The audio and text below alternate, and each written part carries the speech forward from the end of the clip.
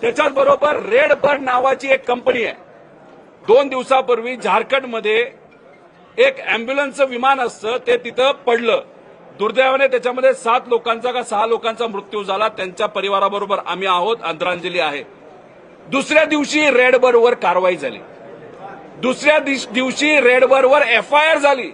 आपल्या अजितदादांच्या बाबतीत आतापर्यंत फक्त ऍक्सिडेंट रिपोर्ट आहे. अजितदादांच्या बाबतीत इथं पोलीस प्रशासनाने आतापर्यंत एफआयआर केली नाही. या बाबतीची आम्हा सगळ्यांना त्या ठिकाणी खंत आहे.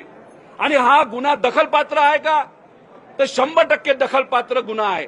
मग दखलपात्र गुन्ह्यामध्ये एफआयआर करावाच लागतो. मग कुठेतरी शासन हे सांगतंय का की अजितदादांची दखल घेतली नाही पाहिजे असे एक व्यक्तिमत्व होतं, असं सांगायचं का तुम्हाला? अहो, साधा आमचा प्रश्न आहे की तुम्ही एफआयआर करा, सीआयडी कडनं तुम्ही तिथं तपास करा, नाहीतर सीबीआय कडनं त्या ठिकाणी तुम्ही तपास करा. आमचं त्याच्यामध्ये काहीच नाही. आणि हे जो झालाय ना, हा आहे आमचा कॉज ऑफ ऍक्शन.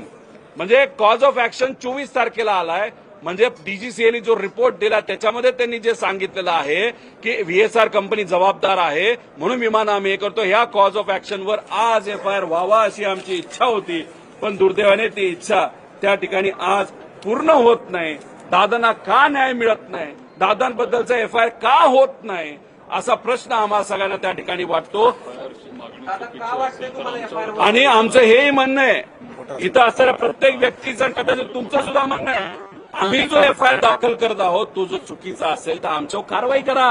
आम्ही लिखित द्यायला तयार आहोत की आम्ही या एफआयआर मध्ये ज्या गोष्टी लिहिल्यात, सांगितल्यात त्या जर चुकत असतील तर उद्या आम्ही जेलमध्ये जायला तयार आहोत. आमच्यावर तुम्ही कारवाई करा. पण नाही, यांना ते ऐकायचं नाही. कुठेतरी कुठल्या तरी प्रकारचा प्रेशर आहे आणि कोणाला तरी वाचवण्याचा प्रयत्न इथं केला जातो. आणि अशा पद्धतीने पोलीस प्रशासन वागत असल्यामुळे हा घातपात आहे का, हा जो प्रश्न आपल्या सर्वांना आणि आम्हाला पडलेला आहे तो कुठेतरी खरा होताना दिसतोय. असंच एवढं आमचं त्या ठिकाणी मत आहे.